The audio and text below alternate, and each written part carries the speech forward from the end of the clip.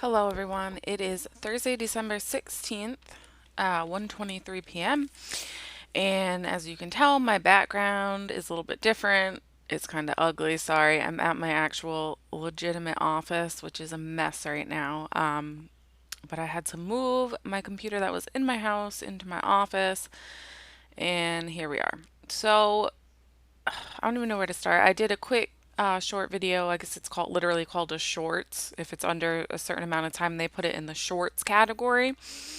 And I couldn't write a description under it. So the link that you were looking for should have been in the comments. But if it's not, for whatever reason, I'm going to post the link to the video that caused me to go to YouTube jail in the description box below.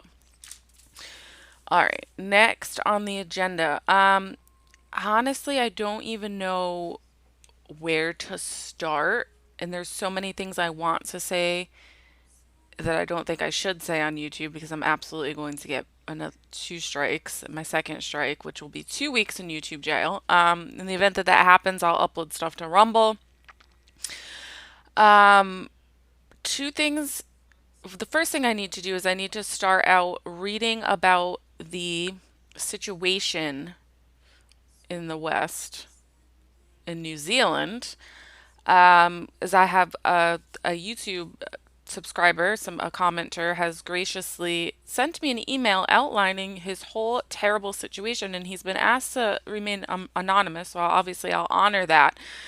But I'm gonna have to substitute some words in here. So obviously, anytime the thing is mentioned, I'm going to substitute that with poison apples, and I'm going to substitute the sickness word with the C word with evil spell because I don't know what else to do at this point. We have to talk in code. It's ridiculous. But that's where we're at in 2021. And I can only imagine the walls in here are so thin. So if y'all want to talk about being ostracized from your office mates, so I'm in a building where we have these shared office suites, and I can only imagine. Anyway, don't care. Don't care at all. I want to read his situation because it's horrible. It has, I seem like I'm in an upbeat mood, but let me tell you, for the last couple weeks, last week specifically, I was very upset. Why? Because it's one thing to talk about this stuff, but it's another thing to live it. And we're at the point now where we're not just speculating that fire breathing dragons exist, or speculating that it might be coming for the village, but we can actually now see it circling the village, about to breathe down fire on the villagers. And the frustrating part is all people have to do is simply look up and see said fire breathing dragon and make decisions accordingly. But people won't do that. And why won't they do that? Because people, from what I've learned from this year, the biggest lesson I have learned this year is that people do not want their illusions destroyed, okay? Why? Because people are bad at adversity, number one. They don't want to be put in a situation where they might have to hurt someone's feelings. And it's not even because they're good people. It's not because they care about the other person's feelings. That's not why. It's a pride thing. It's a pride thing that says, oh, I don't want them to think badly about me. I don't want to be a weirdo, or I don't want to be labeled as something. That's what it's about. It's pride. That's number one. Number two, if their illusions get destroyed, then they have to look at themselves in the mirror and adjust their actions accordingly to reality, or accordingly, in this case, to the will of God. And that's a hard thing for people to do. They don't want to look in the mirror, they don't want to face themselves, and they absolutely don't want to make hard decisions or change in any way, shape, or form. With that being said, it's easy to get into this whole us versus them mentality. You know, the awake versus the sleeping, the right versus the left, the Christians versus the non Christians, whatever. It's easy to get into that mentality, but that's also not what we're called to do, and that's taking it to the other extreme. So, what do we do? Well, the answer is we have to accept. There's a couple things: acceptance, detachment, in perseverance and prayer. So, first of all, acceptance of the fact that everybody has to make their own decisions. We all have access to the same information. We all maybe not be maybe not are of all the same abilities, but we all have access to the same information. It's out there for anybody who wants to find it, who wants to seek it out. So that's number one. People have to make their own decisions, and we have to respect that. And that's what it is. Number two, holy detachment, where it's becoming real obvious, at least for me in particular, that we have to attach completely to the things of heaven and detach from the created order. Now, that doesn't mean we walk away from our responsibilities. No, we persevere through them. We love people and things like that. But our decisions need to be rooted in higher understandings. Okay. We cannot be led by our emotions. We have to stay firm in our holy detachment. And then number three, prayer and sacrifice. Those are two weapons. Those are two solutions that can never be taken away from us. In fact, the more we are persecuted, the bigger the sacrifice becomes, and the more effective our prayers are, and the more Christ like we become.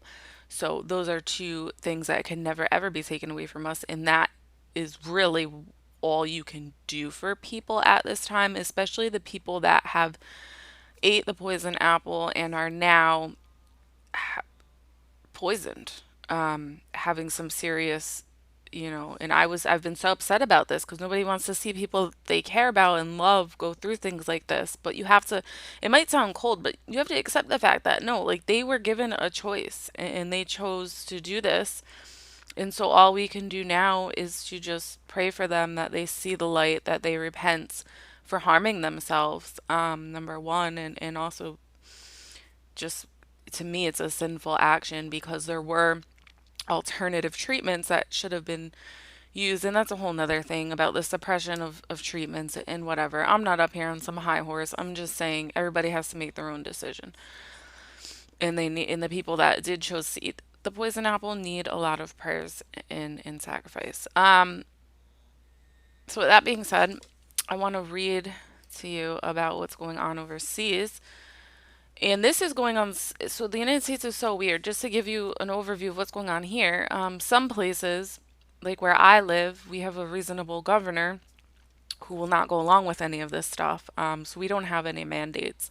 But in states like California, obviously, and the more liberal areas, New York City, they have even as far as passports and things like that. So it just depends where you are in the states. And I don't know what that's going to mean for the future as far as how they're going to implement their agenda that they are hell bent on implementing. But we'll see. So this is what Mr. Anonymous says. I saw, okay. So I saw your video where you mentioned my comment about what is happening in New Zealand, poison apple restrictions. And so these restrictions, these passports, if you will, are needed to attend mass there and anything in society beyond food supply and medical care. Thank you for mentioning and moreover for your prayers. So obviously we all the listeners of this video needs to pray for this situation to get better, for our persecuted brothers and sisters. So thank you for mentioning and moreover for your prayers. Then he goes on to say he couldn't find my video again because it was taken down. When the lockdowns first began last year, one of the first things that happened was the government seized control of the media. They did this by funding the mainstream media, which was going bankrupt. So basically, the government owns them, and since that time, the media does pretty much nothing but demonize anybody who goes against the narrative. The media was already pretty biased to the left anyway, but now they are fully just the propaganda wing of the government and whoever their puppet masters are, because it's pretty obvious that our prime minister just goes out and reads a prepared script. When she was shouted down by protesters, she refused to answer any questions from anybody unless they were accredited media.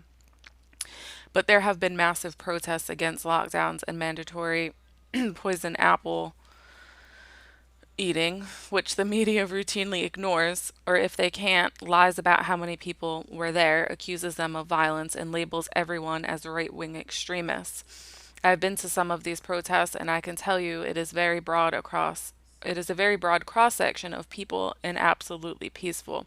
And yeah, they do the same thing here in the United States, and all the actual violent protests they call peaceful, and then the peaceful ones they call insurrections. So the government has lied the whole way through. From the beginning, it was 2 weeks to flatten the curve. Remember that? Yep, that was nationwide. international. We will not have mandatory poison apple eating. We will not have poison apple passports, etc. All lies. Even now, the media likes to say things that there are no mandatory poison apple eating. You can just go out and get another job. The only word for these guys is evil. My own job is on the line. Basically, I have been told I have to declare if I my status of apple eating by the end of the year, and if not, procedures to dismiss me will begin. My wife and I have 5 children, 3 younger ones and 2 who are older, so obviously this has been a source of major stress. My oldest daughter is expecting our first grandchild next year, and her husband has lost his job because he refused to eat poison apples. I am most worried about our younger children. We have so far protected them from what is going on so they can still be the happy kids they have always been. But also, my oldest son, who is 26, I've just watched the joy and laughter drain out of him over the last 18 months or so, and this makes me so sad. I just want to cry. The situation with Mass, though, is for me the most tragic. The bishops here threw us under the bus immediately, declaring that the poison apple passes would be necessary to attend Mass, that they have all eaten the poison apples, and we should. And on top of that, telling all priests that they would be put on limited duties if they did not also do so. There is one Mass a week, which is for people who have not eaten the poison apple, limited to 50 people, masked up, socially distanced. Even for the people that have eaten the poison apple, they also have to wear masks, which I personally find so off putting. Yeah, it goes to show the mass psychosis of just logic is gone. It's none of it makes sense, and people are going along with it anyway. And the answer, this is my words, is to stop complying. That's the solution to the problem. Obviously, your relationship with the Lord, but stop complying. I think this comes from the top at the Vatican.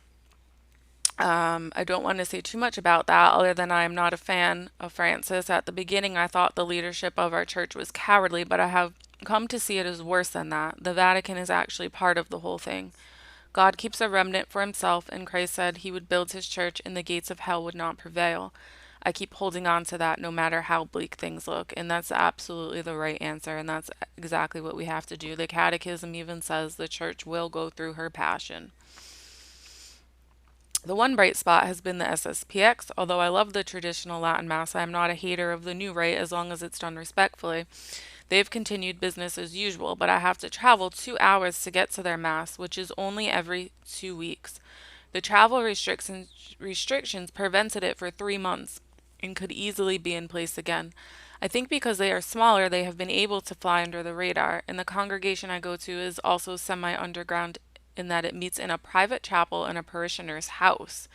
And that I found very interesting because that is seemingly going to be the way of the future in the now for obviously some Catholics. One of the most horrifying things, though, for me personally, is the complete lack of empathy there is for people like us who have chosen not to eat the poison apple.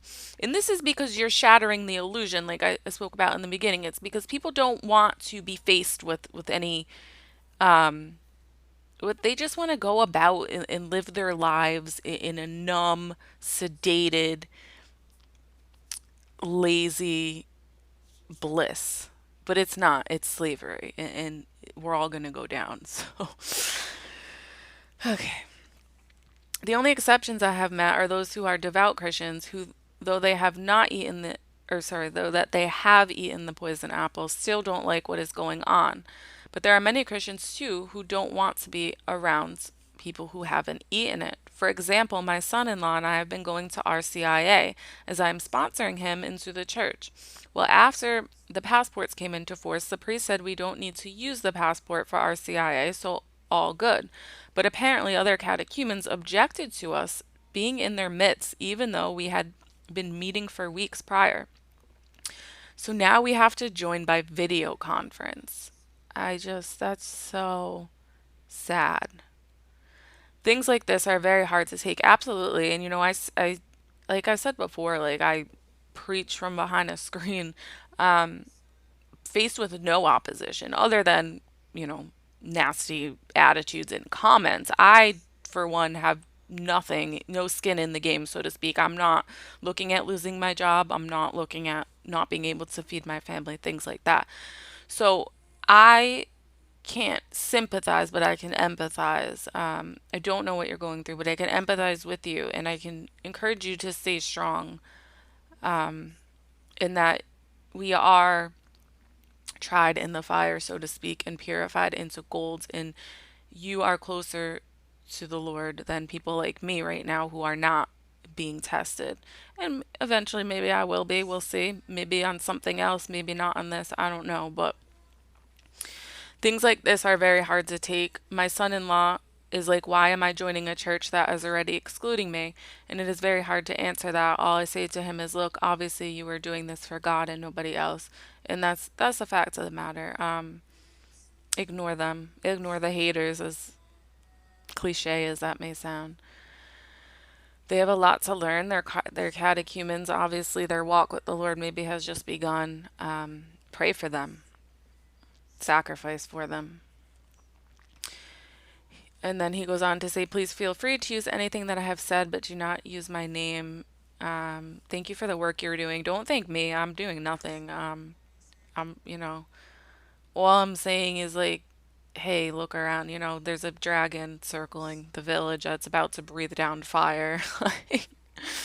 It's good to know that there are other members of the faithful who can see that something demonic is going on at the moment. And yes, it is important. And I was thinking about this the other day. So I read a statistic that 25% of the population cannot be hypnotized by traditional hypnotism means, which explains a lot. So if 25% of the population is not going to be hypnotized by mass media or hypnotists or whatever tactics they are using, there's an even smaller percentage of that who will stay strong, because even if you're able to see what's going on, a lot of people are having to make hard decisions and are complying to be able to feed their families. And I'm not here to judge anyone. Everybody has hard decisions to make. But those people who are able to see what's going on, who are standing strong, we have to support each other. We have to encourage each other. And obviously, your encouragement primarily and strength is going to come from God, especially in the Eucharist, the sacrament of the Eucharist. It's going to come from praying the rosary. It's going to come from the Blessed Mother. But we have a duty to also encourage each other and help each other out through this time, because, man, it is easy to feel alone. Like I said, even amongst the people who kind of get what's going on and don't really want to get it, a lot do get it because they feel like they don't have a choice, or whatever the situation is. So for the people that are like, I'm absolutely never getting it over my dead body, you'll have to kill me first, like the hardcore, I mean, how many people could there possibly be? A couple percent of the population in that category? I don't know, but let's encourage each other. Okay, he said, the only good thing that has come out of this is never have I prayed and sought the Lord with such naked desperation. God is near to us and he is still in control, and that is true. The demonic, even Satan, is on a very short leash. And at the end of the day, we have to understand God is letting this happen for a reason. And he wouldn't let this happen if a greater good isn't going to come out of it. And at this point, given the state of the world we live in, and people want to say we live in a pagan world. No, we live in a world worse than the pagan times. Why? Because the pagans didn't have the light of Christ. They didn't have the truth. They did the best they could. Yeah, it was wrong. It was, misguided, whatever. We're worse because we have the light of the truth. Our society in the West has been built on the church, the values of the church, and has been built on that religion. And for us to now reject it, and choose pagan ideologies over Christian ideologies, it's worse. So God has to put an end to it, or he wouldn't be just and he wouldn't be merciful. Okay. The fact is, all of this is happening to us because our country has sinned. Over my whole life, I have watched faith and morals and the general conduct of New Zealanders take a nosedive, and it's not just there, it's the whole West. I now pray the Liturgy of the Hours, the Rosary, and Divine Mercy Chapel every day. God bless you. The other thing that I should mention is that despite everything, I may still have to eat the poison apple to keep my job. I just do not know what to do. I don't want to put I don't want to, but the thing is, even if I refuse and lose my job, they are not going to stop with the coercion. At some point, welfare payments will be contingent on eating the poison apple. I'm sure going, that is going to happen eventually. My wife is dead against it and is causing a bit of friction between us. God bless her. She is absolutely fearless about refusing it, but I change my mind from hour to hour. The Lord has not told me what to do, only to trust Him. As a child trusts a loving father. That was the specific word I got from Him. Please keep us in your prayers, and I will continue to pray for you, your family, in the USA every day. So, and I imagine that's the same story across New Zealand, across Australia, Germany. Yikes. Like I said, here in the US, we're not having that happen yet. Could it happen? No, I don't know. Legally, no, it can't because people talk about the United States, but really what we are 50 nation states. We have our own state laws. We have our own state rights. So legally, no, it can't happen. So what are they going to do? My concern is what are they going to do to get around that? Totally collapse us. You already see them cutting off the resources. Are they going to start a war? You see the talks with Russia, things like this. So I don't know. I don't want to speculate, but nothing good that I know. And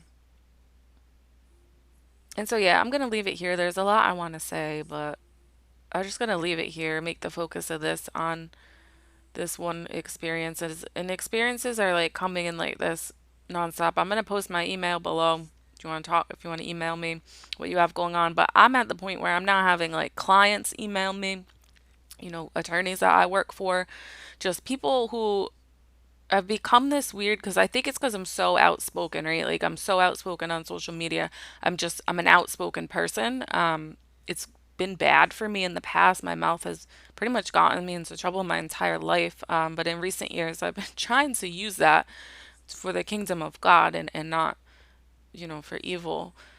And all these people now are just telling me all their stories, all their injuries, all their experiences. And it's so enlightening, but it's a cross at the same time. And my prayer list is just, it's exploded. The amount of people I now feel obligated to pray for is through the roof. And it's all because of the poison apple. Now, I would also recommend going and watching Joe Rogan's podcast that he just did with a certain doctor, Dr. PM.